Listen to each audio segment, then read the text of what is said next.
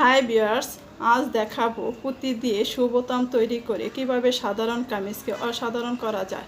জন্য আমি একটি টুকরো কাপড় নিয়েছি, এর লম্বা এবং চওড়া 1.5 ইঞ্চি বাই 1.5 ইঞ্চি, এবং আরেক টুকরো কাপড় নিয়েছি যার লম্বায় আছে 11 ইঞ্চি এবং চওড়ায় আছে 5.5 ইঞ্চি। পুঁতি এই টুকরোর মধ্যে নিয়ে একটু চাপ দিয়ে সুতা দিয়ে পেঁচিয়ে গিট দিয়ে দিলাম। তৈরি হয়ে গেল আমাদের পুঁটলি। এখন সুতাটা কেটে দিচ্ছি। এটাকে আমি মাঝ বরাবর কেটে নেব। কেটে 2 ভাগ করে এখানে আমি কয়েকটি পুঁটলি বানিয়ে নিয়েছি। মানে এক পাশে পুঁটলিগুলো বসিয়ে তারপর সেলাই করে নিব এবং তার উপরে একটা চাপ সেলাই দিয়ে আটকে দিব। এভাবে লেস দিয়ে পুরোটা কভার করে নেব। এই হচ্ছে জামার ফাইনাল লুক। ভিডিওটি কেমন হয়েছে জানাবেন এবং আমার চ্যানেলটি সাবস্ক্রাইব করে আমার পাশে থাকবেন। ধন্যবাদ।